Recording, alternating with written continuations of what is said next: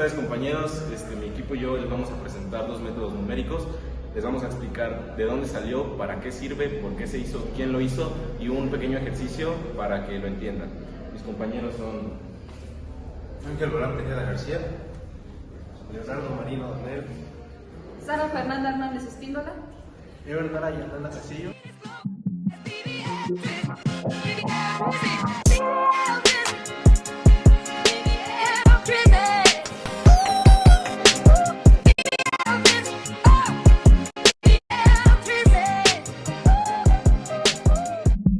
Hola, soy Homero Simpson y en este video aprenderemos acerca de los métodos numéricos, el método de la secante y el método de Gauss-Jordan. Pero para empezar, ¿qué es un método numérico? Les explico. Un método numérico es una técnica matemática para aproximar soluciones a problemas complejos que no pueden resolverse exactamente utilizando pasos iterativos y algorítmico fácil, ¿verdad? Ahora los dejaré con Jorge, que les explicará a detalle en qué consiste el método de la secante. El método de la secante tiene sus raíces en la antigüedad. Los primeros intentos de resolver ecuaciones no lineales se pueden rastrear hasta los matemáticos babilónicos y griegos, quienes desarrollaron métodos para resolver ecuaciones cuadráticas y cúbicas. Durante la Edad Media, matemáticos árabes como Al-Khwarizmi y Omar Khayyam hicieron avances significativos en la álgebra, que sentaron las bases para métodos más avanzados. Al-Khwarizmi en particular es conocido por su trabajo en álgebra, que influyó en la resolución de ecuaciones. En el Renacimiento, figuras como Isaac Newton y Gottfried Wilhelm desarrollaron el cálculo, y lo que permitió una comprensión más profunda de las funciones y sus raíces. Sus métodos de aproximación iterativa fueron cruciales para el desarrollo del método de la secante. El método de la secante, aunque no se atribuye a una sola persona, se desarrolló como una mejora sobre el método de Newton-Raphson. Joseph Raphson, un matemático inglés, hizo importantes contribuciones a los métodos iterativos. Aunque su método no es exactamente el método de la secante, su trabajo sentó las bases para futuros desarrollos. El principal impulso para desarrollar el método de la secante fue la necesidad de resolver ecuaciones no lineales de manera más eficiente. Estas ecuaciones aparecen en numerosos campos, desde la física hasta la economía. Métodos anteriores, como el método de Newton, requieren el cálculo de derivadas, lo cual puede ser complicado o imposible en ciertas situaciones. El método de la secante ofrece una solución al utilizar solo valores de la función. La simplicidad y eficiencia del método de la secante lo hicieron atractivo para los matemáticos e ingenieros que necesitaban soluciones rápidas y precisas. El método de la secante se utiliza para encontrar raíces de funciones. Esto es crucial en áreas como la ingeniería, donde las ecuaciones no lineales son comunes. Por ejemplo, en la ingeniería eléctrica, para resolver circuitos no lineales. A diferencia del método de Newton, que requiere la derivada de la función, el método de la secante solo necesita dos estimaciones iniciales y los valores de la función en esos puntos. Explicación matemática. En el análisis numérico, el método de la secante es un método para encontrar los ceros de una función de forma iterativa.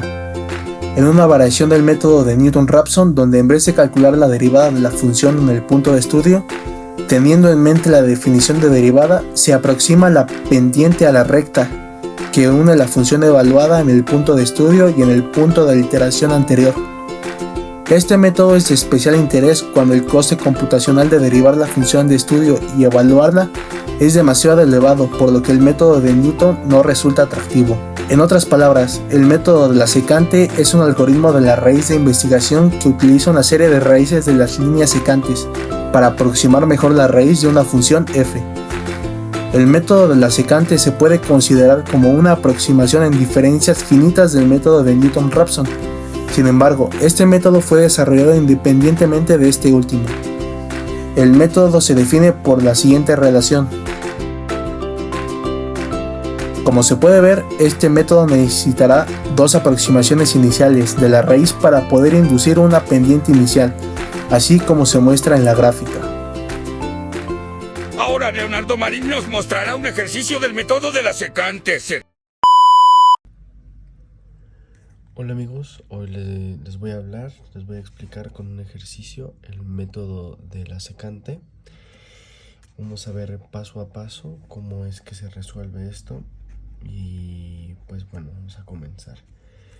Tenemos aquí esta función de x a la 3 más 2x al cuadrado más 10x menos 20 igual a 0 con un error aproximado de 0.1. Vamos a empezar buscando el intervalo que necesitamos para poder encontrar la raíz.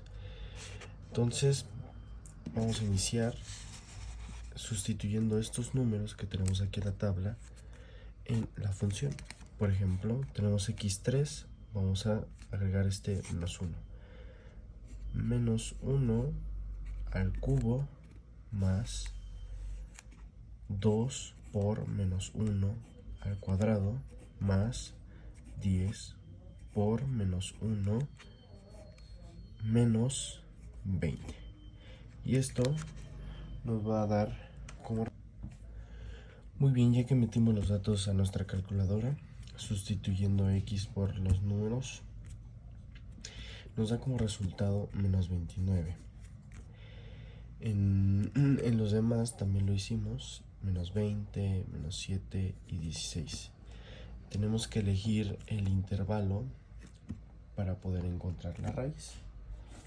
Entonces, ¿qué intervalo vamos a ocupar? Bueno, por lo que vemos aquí en el 1 y en el 2 hay un cambio de signo y esto nos indica que hay una raíz durante ese intervalo. En ese cambio de signo nos indica que hay un cambio, que hay una raíz, perdón. Entonces, por ende vamos a elegir a estos dos. Estos dos son los que nos van a servir para realizar nuestra primera interacción. Entonces, tenemos x0 es igual a 1 y x1 es igual a 2. Tenemos f de x0 es igual a menos 7, aquí lo tenemos, y f de x1, aquí lo tenemos, es igual a 16. Okay.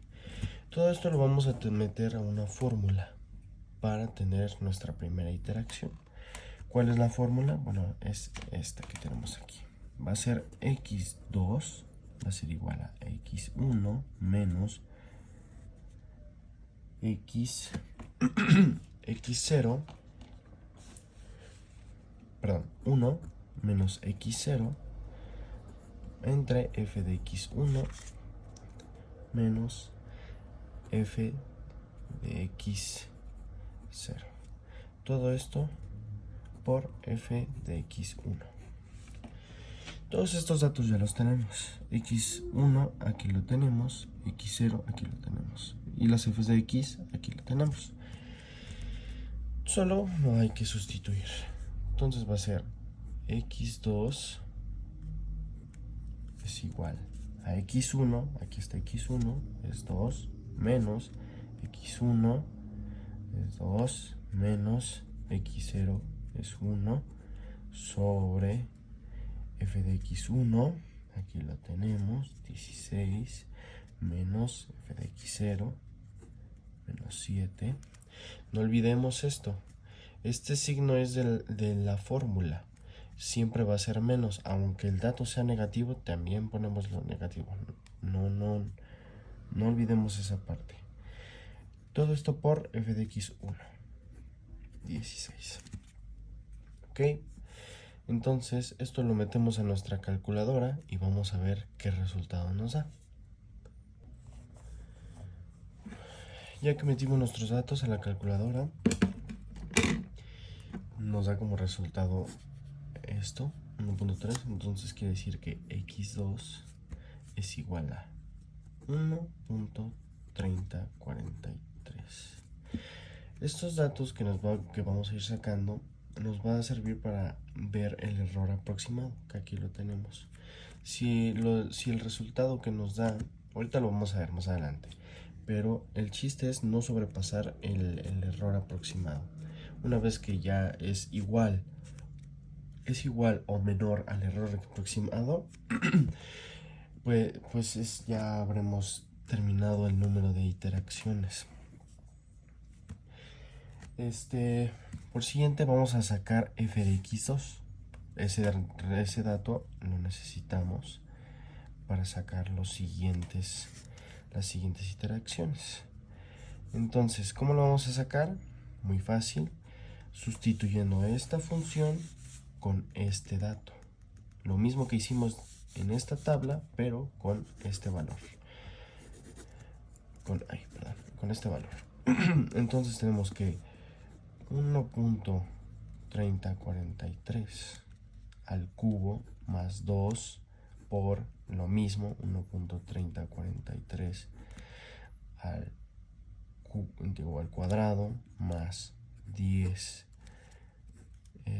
por 1.3043 menos 20. Veamos cuánto nos da el resultado. Aquí lo tengo anotado. Va a ser igual a menos 1.3357. Ahí está. Ya tenemos f de x2. ¿Y para qué nos sirve? Pues otra vez para aplicar lo mismo. Entonces, tenemos x2 y f de x2. Necesitamos saber f de x3. ¿Y cómo vamos a sacar f de x3? Muy fácil. Vamos a ocupar el valor anterior, como por ejemplo aquí para sacar x2 necesitábamos de x1 y x0. Ahora aquí ocupamos x3, necesitamos el valor anterior, x2, el que acabamos de sacar, menos x2 menos x1 sobre f de x2 menos f de x1. Todo esto por f de x2.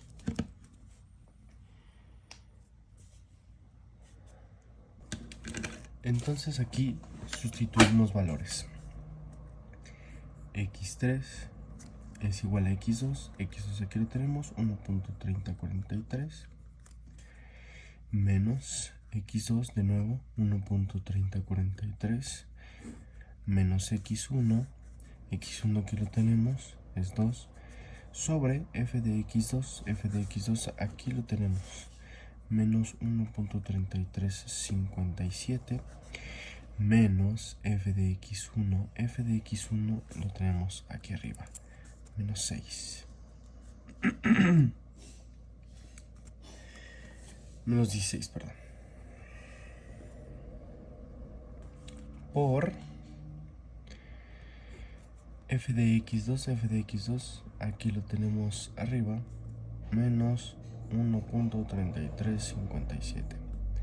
Estos datos los metemos a la calculadora y nos va a dar como resultado 1.3579. Ahora podemos ver, tenemos dos iteraciones y nos pide un error aproximado de 0.1.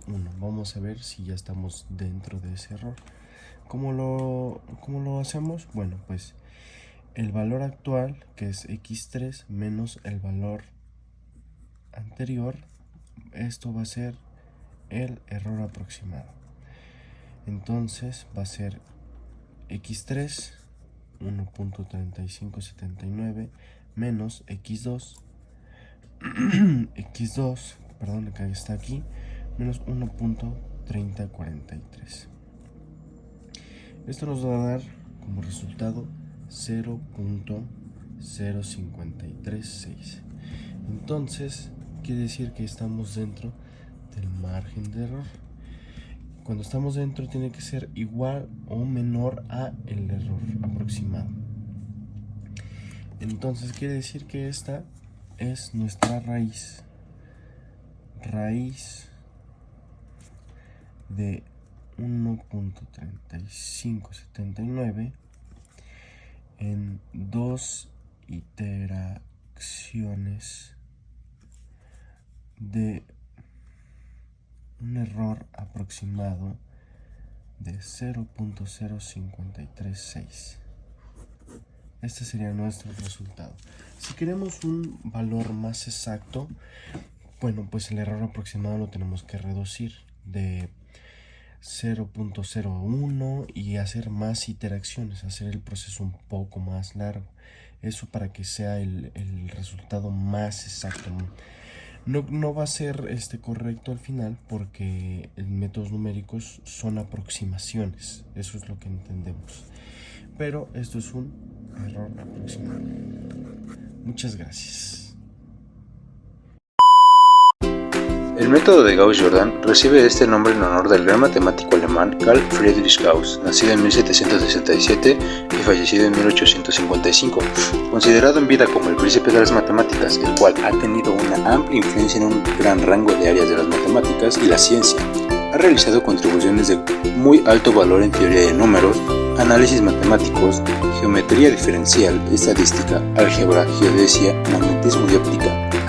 Siendo un niño prodigio desde los 3 años, corrigiendo las cuentas de su padre, y a los 9 años, descubriendo la fórmula de la suma de todos los términos de una progresión aritmética, sus altas capacidades no pasaron desapercibidas y, con solo 14 años, llamó la atención del duque de Brunswick, quien decidió financiar su educación en el Collegium Carolinum, una escuela de élite donde Gauss destacó no solo en matemáticas, sino también en lenguas, llegando a dominar el latín y el griego en muy poco tiempo. Desde sus primeros años con las matemáticas formales, Gauss demostró un gran interés en la teoría de errores de observación como en su distribución, descubriendo en su adolescencia la ley de los mínimos cuadrados, una técnica que busca encontrar el mejor ajuste para una serie de datos modelizados. Es así como a sus 18 años, Gauss decide dedicarse a completar todo aquello que consideraba que sus predecesores habían dejado inconcluso en la teoría de números. Fue en esos años donde consolidó definitivamente su pasión por las matemáticas, llegando a afirmar que las matemáticas serían la reina de las ciencias y la teoría de los números sería la reina de las matemáticas.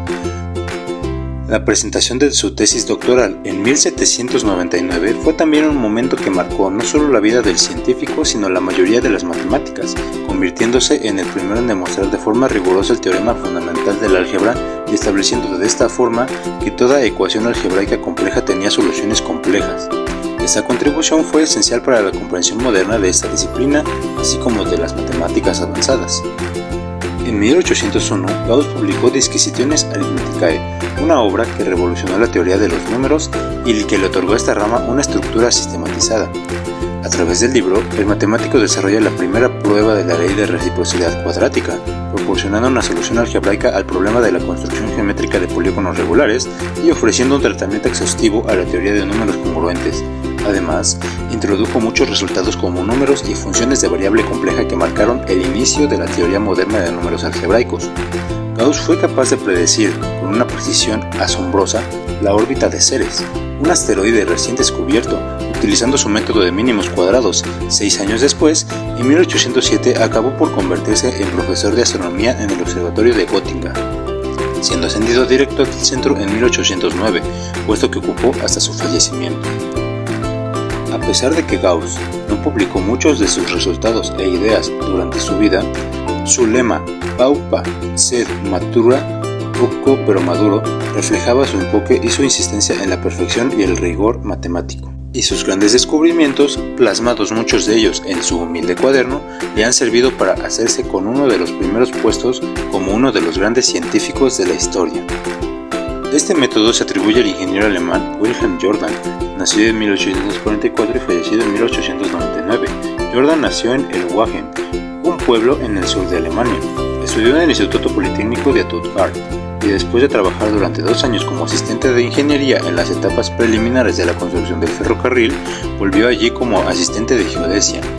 De 1881 hasta su muerte, fue profesor de geodesia y geometría práctica en la Universidad Técnica de Hannover. Fue un prolífico escritor y su obra más conocida fue su Handbuch der Vermessungskunde. En 1873 fundó la revista alemana Journal of Geodesy y ese mismo año publicó la primera edición de su famoso Handbuch. Como los métodos de mínimos cuadrados eran tan importantes en topografía, Jordan dedicó la primera sección de su handbook a este asunto, formando parte de la discusión de una detallada presentación del método de eliminación de Gauss para convertir el sistema dado en triangular. Entonces, mostró cómo la técnica de sustitución hacia atrás permitiría encontrar la solución cuando se conocían los coeficientes. Sin embargo, anota que si se realiza esta sustitución, no numérica sino algebraicamente, se pueden obtener las soluciones de las incógnitas con fórmulas que involucran los coeficientes del sistema. En la primera y segunda edición, 1879, su libro simplemente dio estas fórmulas, pero en la cuarta edición, de 1895, dio un algoritmo explícito para resolver un sistema de ecuaciones con matriz de coeficiente simétrica, que son las que aparecen en los problemas de mínimos cuadrados. Este algoritmo es, en efecto, el método de Gauss-Jordan.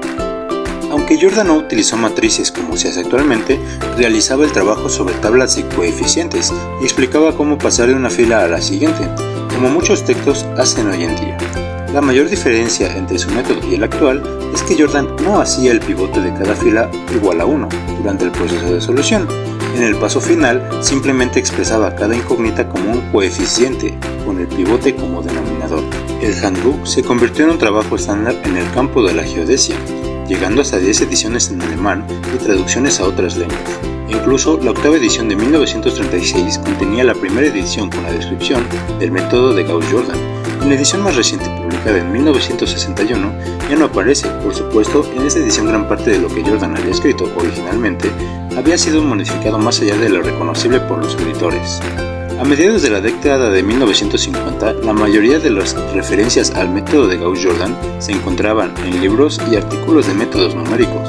En las décadas más recientes ya aparecen los libros elementales de álgebra lineal. Sin embargo, en muchos de ellos, cuando se menciona el método, no se referencia al inventor.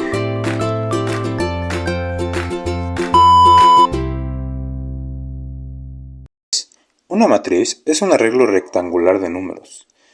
Por ejemplo, los coeficientes de las variables x1, x2 y x3 en el sistema, que se puede ver en la imagen, pueden ser escritos como los elementos de una matriz, A en este caso, llamada matriz de coeficientes del sistema.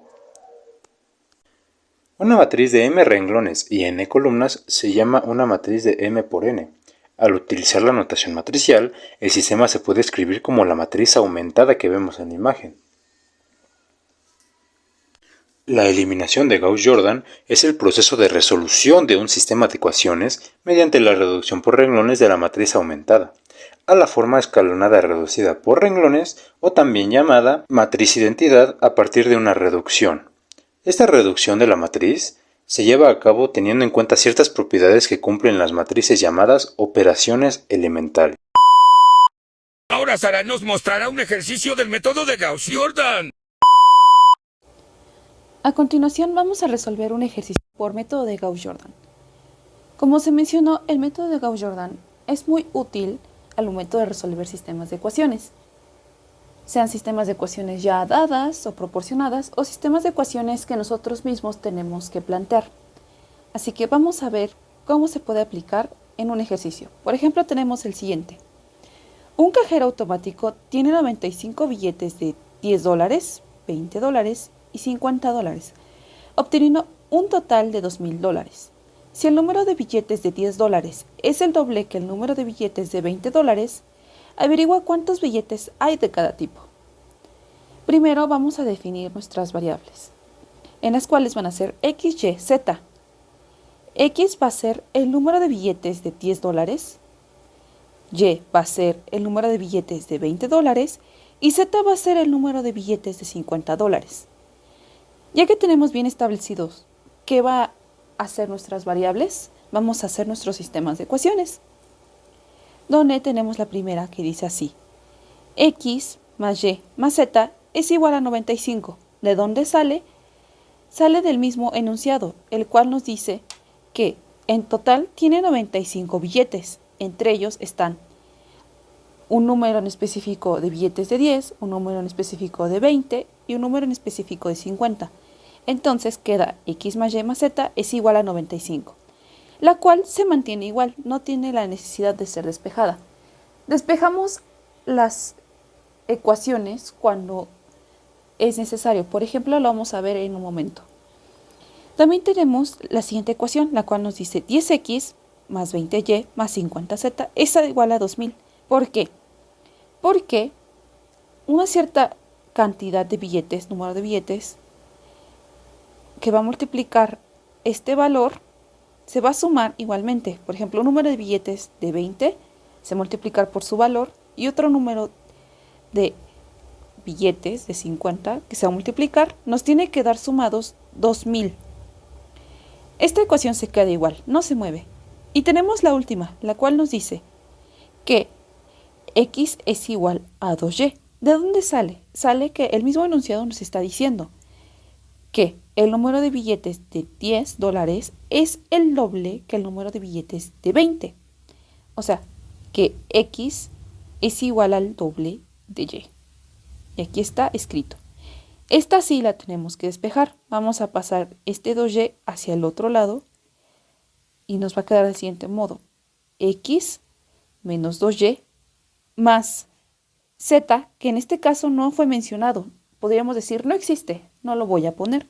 Pero sí, tenemos que considerarlo, ya que al momento de escribir nuestra matriz tienen que coincidir el número de filas y el número de columnas. Así como debe de coincidir que estén ordenadas las X, estén ordenadas las Y y estén ordenadas las Z. Entonces, como mencionaba, nos queda X menos 2Y más 0Z es igual a 0. Ahora procedemos a escribir nuestra matriz, la cual nos queda del siguiente modo. Ignorando esto, nos queda 1 porque tenemos una X, 1 porque tenemos una Y, 1 porque tenemos una Z, es igual a 95. Lo mismo pasa aquí abajo. 10, 20, 50, 2000. 10, 20, 50, 2000. Y lo mismo pasa aquí abajo. 1 menos 2, porque es importante respetar los signos. No podemos ignorar los signos. Por ejemplo, en este caso está x menos 2. El menos 2 se va tal cual. Menos 2. 0, 0 y 0 que está acá, 0. El propósito de lo que vamos a hacer a continuación es obtener una matriz identidad, la cual va a ser una matriz identidad escalonada. ¿Qué quiere decir? Por ejemplo, aquí lo tenemos. Esto es lo que vamos a tratar de obtener, en donde los unos van de forma escalonada. Los demás números son ceros. ¿Y cómo vamos a obtener estos unos? Vamos a hacerlo por medio de las operaciones elementales. Y vamos a iniciar con el primer 1. Ya tenemos este 1, como podemos ver. Por ende, se queda igual. Ahora vamos a pasar con el número de abajo, que es la posición A21. El anterior era A11. Para tenerlo en cuenta. Entonces, este número, este 10, lo tenemos que convertir a 0. ¿Y cómo lo vamos a hacer? Vamos a multiplicar nuestro pivote por el inverso aditivo de 10, que va a ser menos 10. Y esta multiplicación que vamos a crear, la vamos a sumar a la fila. Es decir, cada uno de estos elementos los vamos a multiplicar por menos 10 y los resultados que nos den lo vamos a ir sumando a cada uno de estos, lo cual nos da por resultado lo que tenemos aquí. La primera fila se mantiene normal.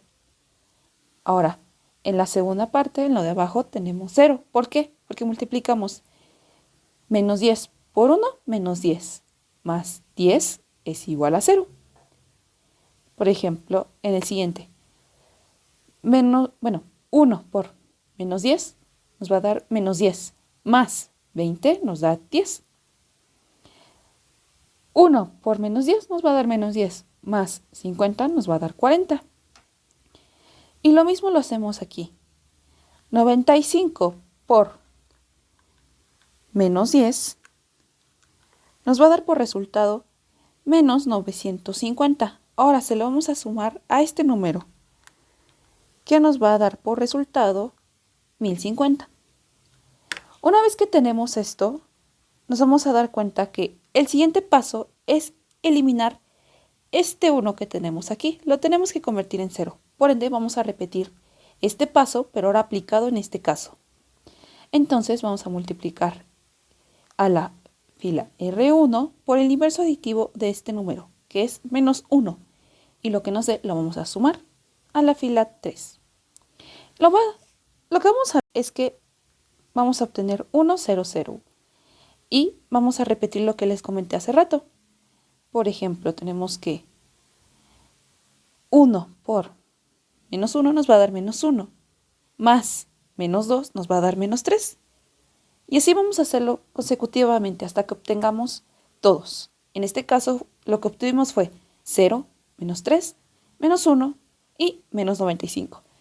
No se alarmen si al momento de resolverlo o al estar realizando las operaciones obtenemos números negativos.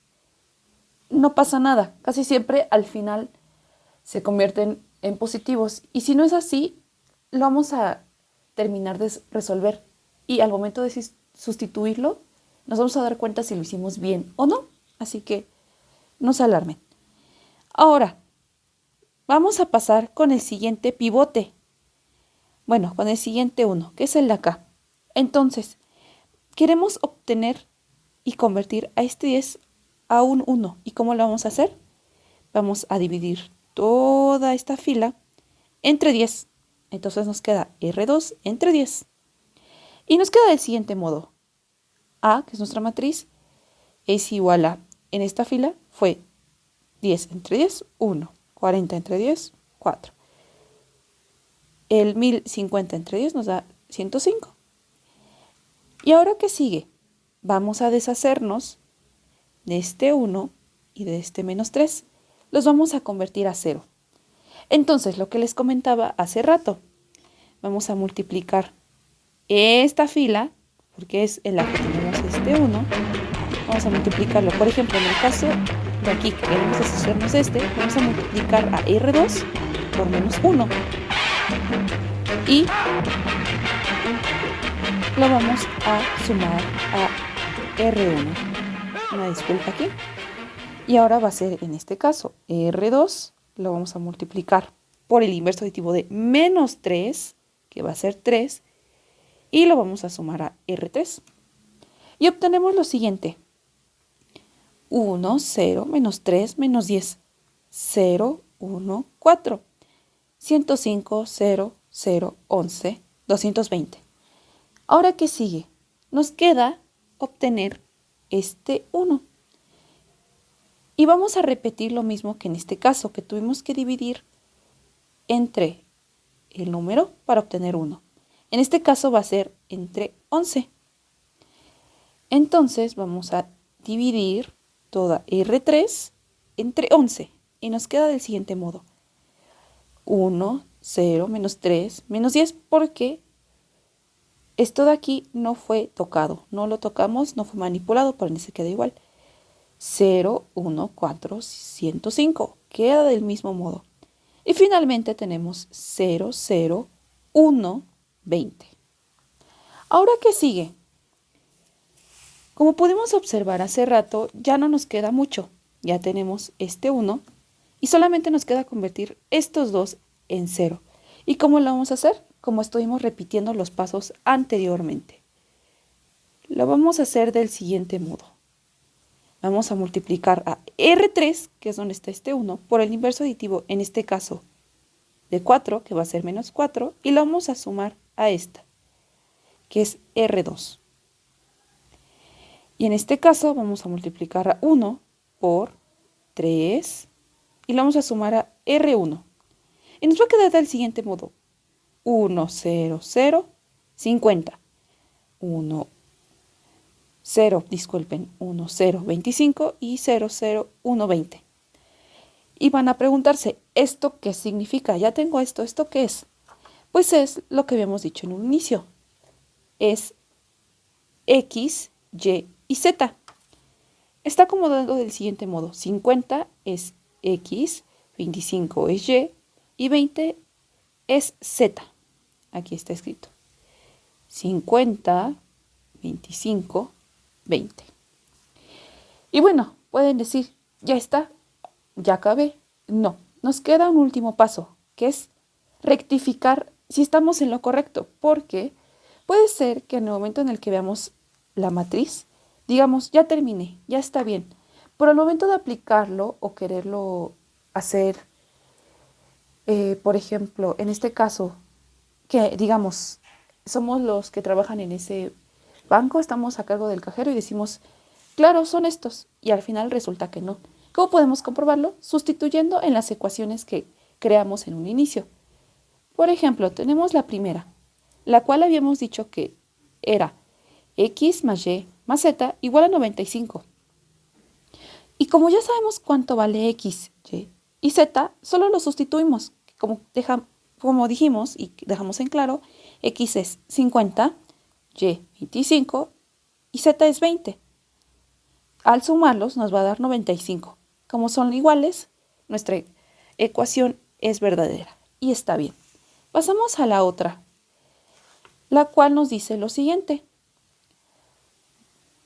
10x más 20y más 50z es igual a 2000. Ya sabemos qué vale cada variable. Lo sustituimos. Por ejemplo, 10, 50, 20, 25, 50, 20.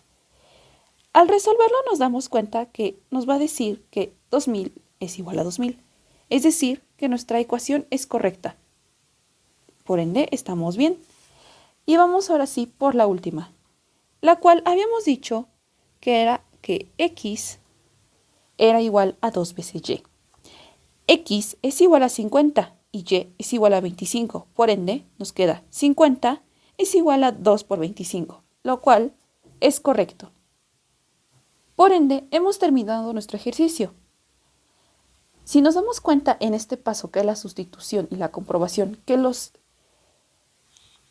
no coinciden o no es correcto, al momento, por ejemplo, que les digo que aquí es 50 igual a 50, 95 igual a 95, si nos da otro dato, por ejemplo, aquí que nos hubiera dado 80 igual a 95, quiere decir que está mal y quiere decir que no hemos realizado nuestro ejercicio adecuadamente. Usualmente en este tipo de ejercicios por experiencia propia, suele ser que uno se confunda al momento de realizar las operaciones, pero es normal. Así que les recomiendo que siempre hagan comprobación. Bueno, eso fue todo de mi parte. Somos alumnos de Décimas Capuzalco, esperamos que les haya gustado el video, suscríbanse, denle like y nos vemos en el siguiente. Bueno.